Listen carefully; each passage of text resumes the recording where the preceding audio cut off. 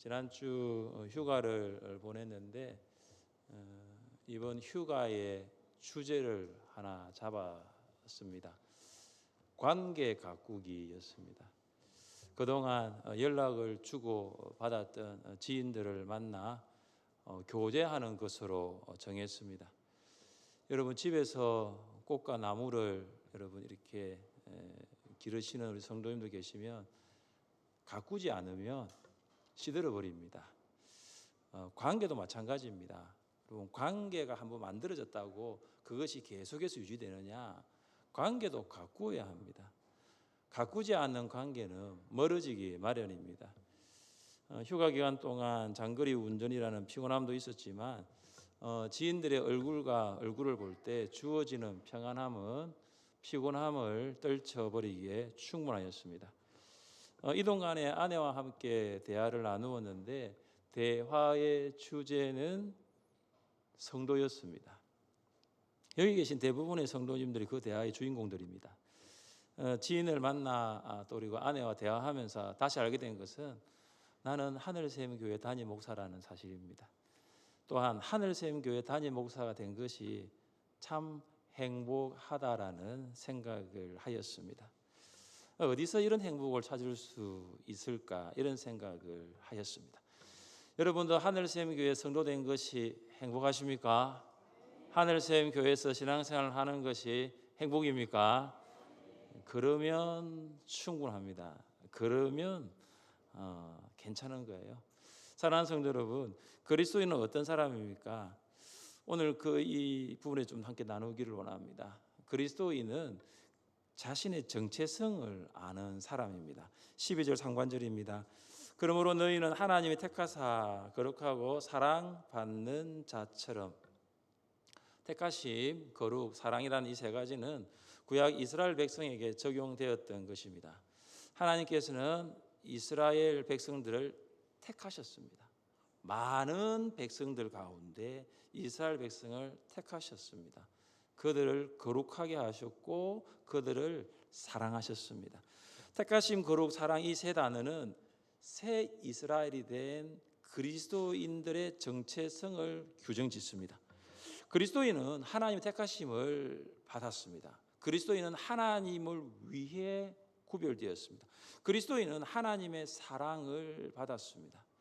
하나님과 마음이 합한 다윗은 하나님께서 자신을 택하셨다는 것을 이렇게 고백했습니다. 내 형질이 이루어지기 전에 주의 눈이 보셨으며 나를 위하여 정한 날이 하루도 되기 전에 주의 책에 다 기록이 되었나이다. 산모가 임신을 했는지 안 했는지 확인을 하지 않습니까? 확인을 하기 전에 하나님께서 이미 그 산모 안에 있는 그 아이를 만드셨다는 거죠. 의사가 초음파로 아들입니까 딸입니까 이게 확인을 하잖아요. 의사가 눈으로 확인하기 전에 이미 하나님께서 눈으로 여러분을 보셨다는 사실입니다. 하나님께서 영생을 주실 자로 택하신 사람은 반드시 하나님을 믿어 구원을 받습니다. 그 사람이 하나님을 믿은 것이 아니라 하나님의 때에 그 사람이 부르심을 받았기 때문입니다. 우리는 하나님을 위해 거룩한 자가 되었습니다. 거룩은 구별입니다. 거룩은 세속적인 것과 구별됩니다. 우리는 세상의 사람들과는 구별된 거룩한 하나님의 백성입니다. 우리가 세상 사람들과 구별되기 때문에 거룩한 자가 된 것이 아닙니다. 하나님께서 우리를 불러내셨기 때문에 거룩한 자들이 되었습니다. 하나님께서 새 이스라엘이 된 우리에게 이렇게 말씀하십니다. 나는 너희 하나님이 되려고 너희를 애굽 땅에서 인도하여 낸 여호와라. 내가 거룩하니 너희도 거룩할지어다. 우리가 거룩하게 살아야 할 이유 여러분 잘 아시죠? 우리가 이미 거룩한 백성이 되었기 때문입니다. 우리가 VIP를 작정을 하고 그들의 영혼을 구원해야 할 이유도 무엇입니까? 똑같습니다. 이미 우리가 구원받았기 때문입니다. 우리가 구원받아 하나님의 백성이 되었으니 아직 하나님의 백성이 아닌 마귀의 권세 아래에 있는 VIP를 구원하는 것입니다. 우리는 하나님의 사랑을 받은 자들입니다. 하나님께서 우리를 사랑한다는 거 어떻게 보여주십니까? 하나님께서 독생자 예수 그리스도를 십자가에 죽게 하심으로 우리를 사랑하신 그것으로 하나님 사랑에 대한 증거가 됩니다. 같이 한번 읽어보겠습니다. 우리가 아직 죄인되었을 때에 그리스도께서 우리를 위하여 죽으심으로 하나님께서 우리에게 대한 자기의 사랑을 확정하셨느니라. 아멘. 십자가보다 하나님께서 우리를 향한 사랑을 증명할 수 있는 것 또 있을까요? 십자가 말고 하나님께서 나를 사랑하신다는 증거가 그보다 더 분명한 것이 또 있을까요? 이름은 제가 밝히지 않겠지만 주중에 한 분이 저에게 전화를 주었습니다. 기도 제목을 나누고 싶다고 하셨습니다. 근데 정말 기도 제목이었습니다. 정말로 급한 기도 제목이었습니다. 제가 그 기도 제목을 듣고 여러 가지 이야기를 하지 않았습니다. 한 가지를 이야기를 했습니다. 집사님, 하나님은 집사님 사랑하십니다. 이 고통을 허락하신 이유 또한 하나님께서 집사님을 사랑하시기 때문입니다. 집사님, 이 일 때문에 너무 낙심하지 마시고, 이 일 때문에 너무 괴로워하지 마시고, 이 일을 통해서 하나님이 집사님을 어떻게 사랑하시는지 집사님 잘 보시기 바랍니다. 우리는 어려운 일을 만날 때 그 상황을 통해서 절망할 때가 있습니다. 이런 상황 속에서도 하나님 정말 나를 사랑하시는가라는 생각이 들 때가 있습니다. 그때 우리는 골고다 위에 있는 십자가를 바라볼 필요가 있는 것입니다. 여러분, 십자가만큼 완전한 하나님의 사랑은 없습니다. 십자가만큼 우리를 이렇게 완전하게 사랑하시는 증거가 또 없습니다. 여러분, 어떤 분이신 줄 아십니까? 여러분은 하나님의 택하심을 받은 분들이에요. 여러분, 어떤 분이신 줄 아십니까? 여러분은 거룩한 삶을 사는 하나님의 구별된 성도라는 것이요. 여러분, 어떤 사람인지 아십니까? 여러분은 바로 독생자 예수 그리스도를 십자가에 내어 버리시기까지 하나님이 여러분을 사랑한 존재입니다. 이 택하심, 거룩, 이 사랑이라는 세 가지를 꼭 기억하시고 그리스도인의 정체성을 회복하며 사시기를 주님의 이름으로 축복합니다. 둘째, 그리스도인은 새 사람으로 옷 입은 사람입니다. 그리스도인이 새 사람으로 입어야 할 옷은 어떤 것일까요? 12절 말씀을 함께 읽겠습니다. 12절입니다. 그러므로 너희는 하나님이 택하사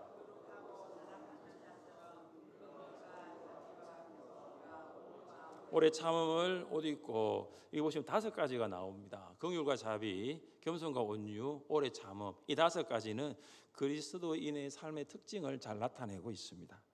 여러분, 이 5가지를 꼭 한번 기억해 보십시오. 긍휼과 자비, 겸손과 온유, 오래 참음. 이 5가지가 우리의 삶에 있다면 지금의 우리의 삶은 좀 나아지지 않겠어요? 이 5가지가 우리 안에 있다면 지금보다 다른 성도와의 관계가 더 부드러워지지 않겠어요? 이 5가지가 우리 삶 가운데 있다면 지금보다 다른 성도와의 관계가 좀 더 유연해지지 않겠어요?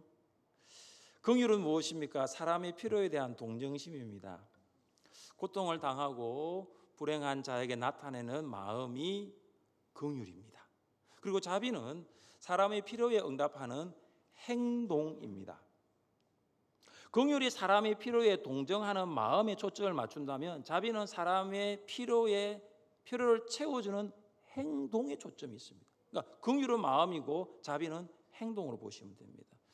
예수님은 긍휼이 풍성하신 분이셨습니다. 예수님은 이스라엘 백성들을 보실 때 어떤 마음을 가지셨냐면 긍휼의 마음을 가지셨습니다. 불쌍한 마음을 가지셨습니다. 이스라엘 백성들이 목자 없는 양과 같이 갈 길을 잃고 고생하며 육적으로 영적으로 지쳐 있었을 때 예수님은 그들을 긍휼히 여기셨어요. 또한 예수님은 그들에게 자비를 베푸셨습니다. 예수님은 그들에게 먹을 것을 공급하시고 병을 고치시고 말씀을 가르치시고 천국 복음을 전파하셨습니다. 자, 여러분 보십시오. 예수님은 마음은 여기 있고 행동은 여기 있는 이것이 아닙니다. 예수님은 마음이 움직이면 그 마음과 함께 행동이 따라가시는 분이셨습니다. 자, 그렇다면 우리가 예수님을 믿는 그리스도인이라면 우리도 주님처럼 그렇게 살아야 되지 않을까요? 내가 누군가를 봤어요. 그런데 불쌍히 여기는 마음이 있습니다. 그런데 거기서 끝나는 것이 아니라 필요를 채워주고 필요를 공급하는 거기까지 가는 거죠. 그런데 우리 중에는 참 마음은 있는데 행동이 그렇지 않는 사람이 있습니다. 마음이 없는 것은 아니에요. 마음은 있습니다.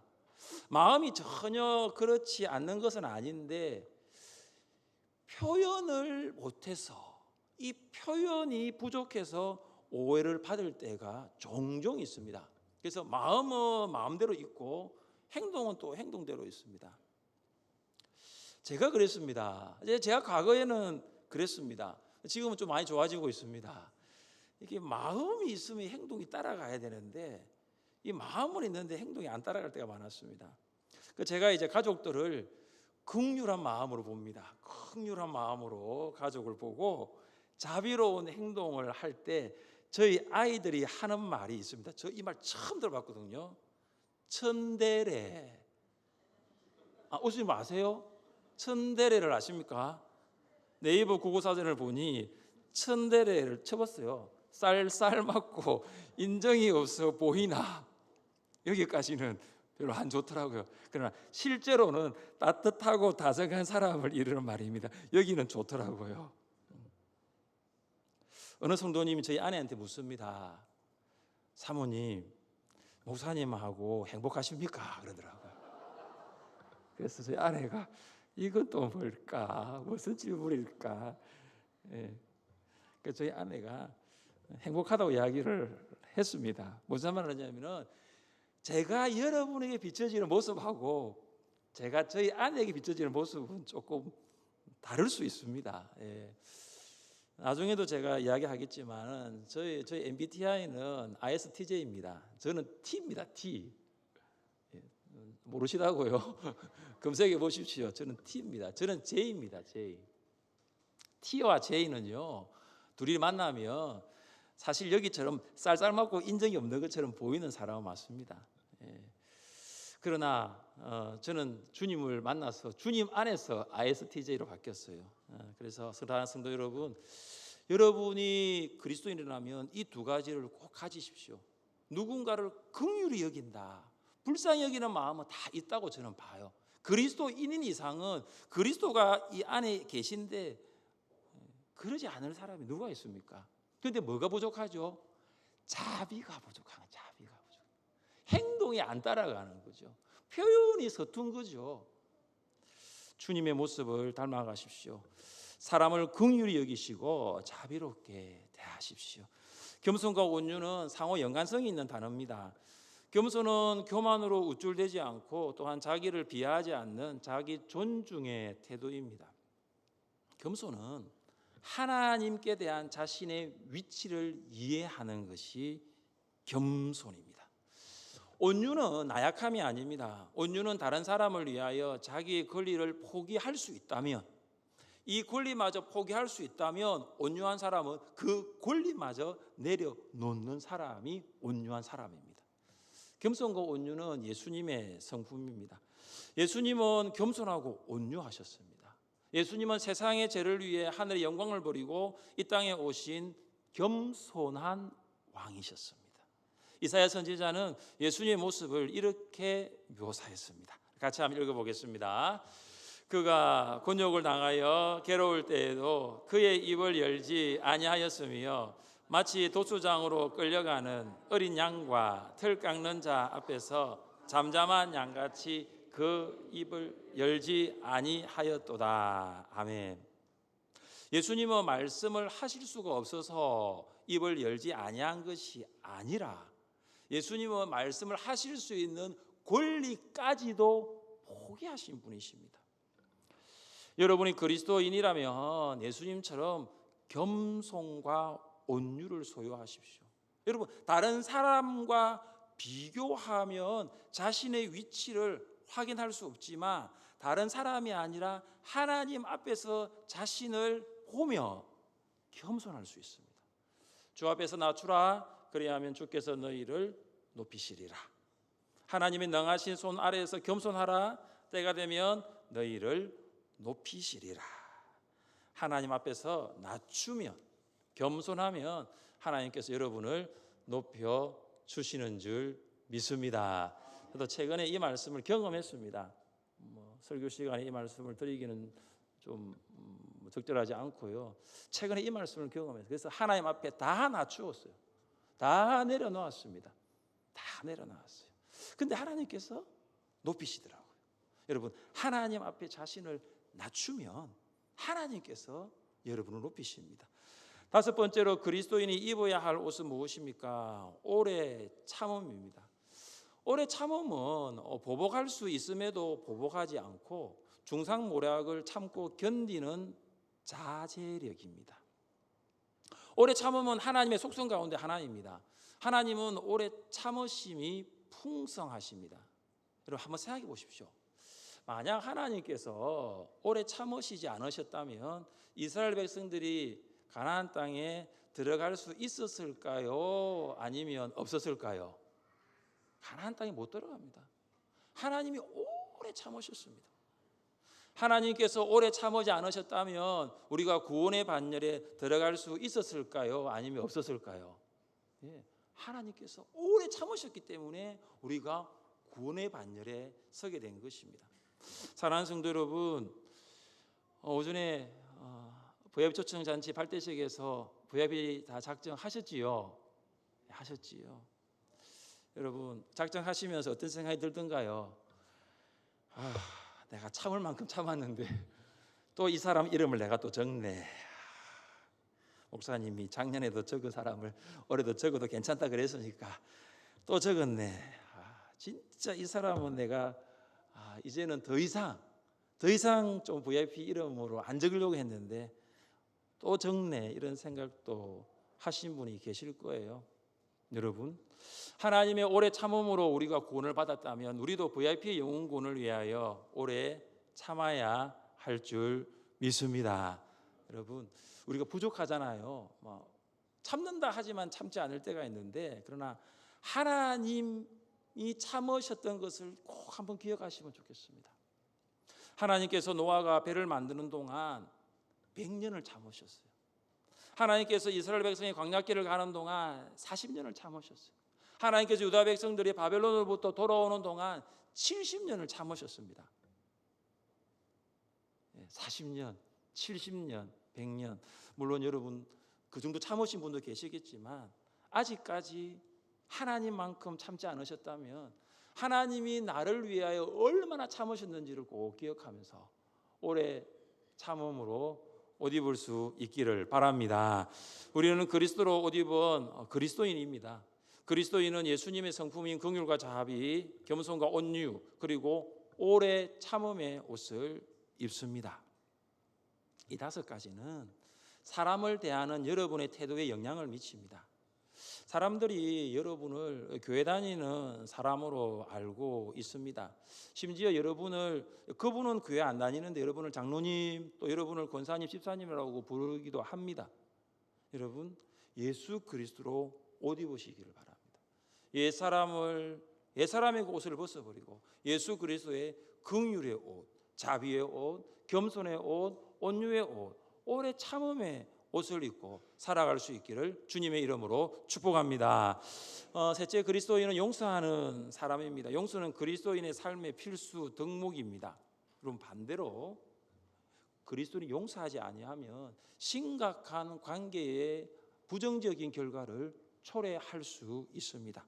우리 13절 말씀을 함께 읽겠습니다. 13절입니다. 누가 누구에게 불만이 있거든 서로 용납하여 피차 용서하되 주께서 너희를 용서하신 것 같이 너희도 그리하고. 아멘. 여러분, 우리가 왜 용서해야 할까요? 우리가 왜 용서해야 될 이유가 무엇일까요? 여러분 13절 말씀을 잘 보시면 누가 누구에게 불만이 있거든 서로 용납하여 피차 용서하되 주께서 너희를 용서하신 것 같이. 이게 제일 중요하죠. 이게 기준이에요. 이게 용서의 기준이죠. 예수님께서 우리를 용서하신 것 같이 하나님께서 그리스도 안에서 먼저 우리를 용서하셨기 때문에 우리도 용서할 수 있습니다. 하나님과 우리의 관계는 우리의 죄로 인하여 멀어졌습니다. 우리가 하나님께 나아가 용서를 구해야 하는데 우리는 죄인인지라 의로우신 하나님 앞으로 나아갈 수가 없습니다. 죄 없으신 예수님께서 육신의 옷을 입고 이 땅에 오셔서 우리의 죄를 짊어지시고 십자가에 매달려 돌아가셨습니다. 예수님은 마지막 십자가에 매달려 있는 그 순간에도 예수님의 옷을 나눠 제비 뽑은 로마 군병들을 보면서 용서의 기도를 드리셨습니다. 사랑하는 성도 여러분, 예수님이 여러분을 용서하셨다면 이제 우리 차례 아닙니까? 이제 우리 순서 아닙니까? 용서하십시오. 얼마까지 용서해야 될까요? 용서하라는 것은 공동체 안에서 발생하는 문제들과 화나게 만드는 그 일에 대해서도 지속적으로 용서하라는 것입니다. 베드로가 예수님께 이렇게 질문했습니다. 예수님, 내 형제가 나에게 자꾸 죄를 짓는데 내가 몇 번까지 용서해야 합니까? 7번까지 해야 합니까? 라고 물었습니다. 베드로는 7번 정도면 충분하지 않는가 생각을 하였습니다. 예수님께서 무엇이라고 대답하셨습니까? 7번만이 아니라 70번을 7번이라도 하여야 한다는 것입니다. 바울은 당시 사회적인 풍습은 3번의 용서가 족한데 3번을 뛰어넘는 무려 7번 용서를 제안했지만 예수님의 말씀은 70번을 7번, 490번이라도 용서해야 된다고 하신 것입니다. 여러분, 이것은 단순히 490이라는 숫자가 아니라 용서에는 한계가 없다라는 것입니다. 우리는 허물 많고 부족한 사람입니다. 언제 어디서 넘어질 줄 모릅니다. 지금은 내가 용서를 해야 되지만 어떨 때는 내가 용서받아야 될 사람이기도 합니다. 아직도 누군가가 용서하지 못하고 미워하는 성도님들 계십니까? 혹시 부모님을 용서하지 못한 성도님들 계십니까? 혹시 함께 신앙생활을 하고 있는 목원들을 용서하지 못하고 있는 성도님들이 계십니까? 용서하십시오. 여러분, 용서할 때 신앙의 자유가 있어요. 여러분, 용서할 때 주님이 주시는 평안이 있습니다. 우리 함께 14절 말씀을 같이 읽겠습니다. 이 모든 것 위에 사랑을 더하라. 너는 온전하게 매는 띠니라. 사랑은 모든 것을 하나로 묶어주는 띠입니다. 여러분, 띠는 묶는 역할을 하죠. 그런데 띠 안에 들어가 있는 것들을 보시면 규칙적인 것도 있고 불규칙적인 것도 있어요. 자, 지금 그리스도인이 입어야 할 옷을 이야기를 하고 난 다음에 가장 마지막에 사랑을 말합니다. 여러분, 사랑을 말합니다. 자, 이 사랑으로 긍휼과 자비를 묶어야 되고요. 이 사랑으로 겸손과 온유를 묶을 수 있고 이 사랑으로 오래 참고 기다리며 용서할 수 있습니다. 여러분, 장작을 한번 생각해 보십시오. 장작은 똑같은 크기와 똑같은 모양이 아닙니다. 긴 장작이 있고 짧은 장작이 있고 가는 장작이 있고 굵은 장작이 있고 고든 장작이 있고 휘어진 장작이 있어요. 여러분, 이 장작들을 보관하기 위해서 필요한 것은 띠죠. 여러분, 띠만 있으면 짧은 장작이든 긴 장작이든 가는 장작이든 굵은 장작이든 고든 장작이든 휘어진 장작이든 하나가 됩니다. 교회 안에는 정말로 다양한 성도님들이 계십니다. 옆에 계신 성도님들 한번 바라볼 수 있기를 바랍니다. 옆에 계신 성도님 한번 바라보십시오. 네, 어떻습니까? 잘 생겼죠? 네. 너무 이쁘죠? 너무 아름답죠? 네. 근데 보시면 똑같은 분이 없어요. 저 처음에 교회에 왔을 때 마미의 집사님과 마비란 집사님이 방금 봤는데 또 여기 계시고 헷갈렸어요. 지금은 저는 전혀 헷갈리지 않습니다. 마미란 집사님은 제가 잘 구분합니다. 특징이 있더라고요. 마미의 집사님이 가진 특징이 있고 마미란 집사님이 가진 특징이 있습니다. 쌍둥이도 똑같은 부분도 있지만 다른 부분도 있습니다. 키와 몸무게도 다 다릅니다. 직업과 취미도 같은 성도님들이 없습니다. 다 달라요. 이름과 혈액형이 같지 않습니다. 그리고 제가 앞서서 이야기했던 MBTI도 다릅니다. 요즘은 MBTI 묻는 게 거의 유행처럼 되고 있습니다. 그래서 저도 목사님 MBTI 뭐예요 물어보면 ISTJ라고 이야기를 하는데요. 그러면 옆에 있는 사모님은 뭐예요 물어보면 ENFP입니다 그럽니다. 근데 ISTJ하고 ENFP 하나도 맞지 않는데 어떻게 사십니까? 그렇게 묻거든요. 잘 살고 있습니다. 다르니까 살고 있는 거죠. 같으면 못 삽니다. MBTI가 다르니까 살고 있는 거죠. 이 다양성을 하나로 묶을 수 있는 것이 바로 사랑입니다. 사랑이에요. 저하고 아내하고 많이 다릅니다. 근데 주님 주신 그 사랑이 있으니까 하나가 되는 거죠. 사랑밖에 없습니다. 관계를 회복시킬 수 있는 거 사랑밖에 없어요. 멀어진 관계를 다시 가깝게 만드는 것도 사랑밖에 없고, 깨어진 관계를 다시 회복할 수 있는 것도 사랑밖에 없습니다. 사랑이면 충분합니다. 여러분, 사랑이면 가능해요. 영혼을 위한 닭고기 수프에서 나오는 이야기를 여러분 나누기를 원합니다. 어느 미국 대학 사회학과 교수가 자신의 강의를 듣는 학생들에게 미국 볼티모어의 유명한 빈민가로 가서 그 볼티모어에 살고 있는 200명의 청소년들의 생활 환경을 조사하라는 과제를 주었습니다. 이 볼티모어의 200명의 청소년들을 조사한 학생들은 그 청소년들의 각자의 미래에 대한 평가서를 써냈는데 평가서 내용이 모두 같았습니다. 요약하면 이런 것이었습니다. 이 아이들에게는 아무런 미래가 없습니다. 이 아이들에게는 어떠한 기회도 없습니다. 그로부터 25년이 지났습니다. 또 다른 사회학과 교수가 우연히 25년 전에 한 이 연구를 접하게 되었습니다. 그래서 그는 학생들에게 200명의 청소년들이 이제 25년이 지났는데 지금 그들이 어떻게 살고 있는지, 25년 전에는 기회도 없고 미래도 없다고 했던 그 아이들이 어떻게 살고 있는지를 추적 조사하라는 과제를 또 내었습니다. 학생들이 조사했습니다. 근데 놀라운 사실이 밝혀졌습니다.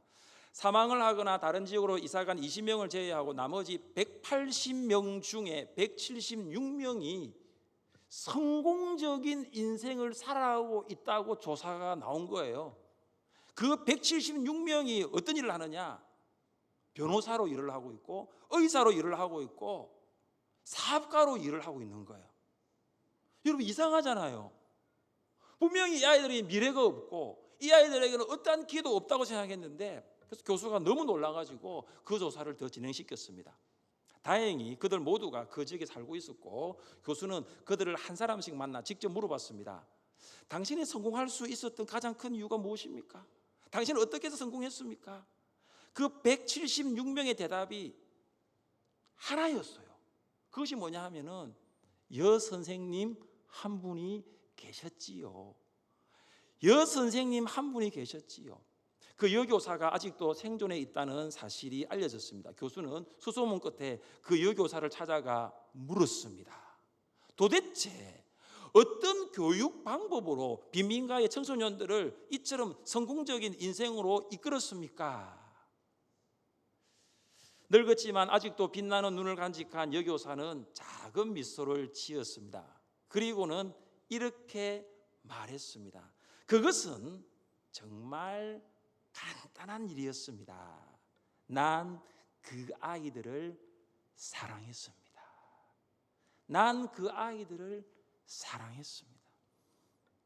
부모의 관심을 받지 못하는 그 아이들, 부모의 사랑을 받지 못하는 그 아이들이 이 여교사가 그 180명의 그 아이들을 사랑한 거예요. 사랑하면 변화됩니다. 여러분, 사랑하면 기적이 일어납니다. VIP 초청 잔치, 이것을 우리가 앞두고 있는데, 여러분 그 VIP들 사랑하면 그 VIP들이 변화되고 그 VIP들이 기적이 일어나는 거죠.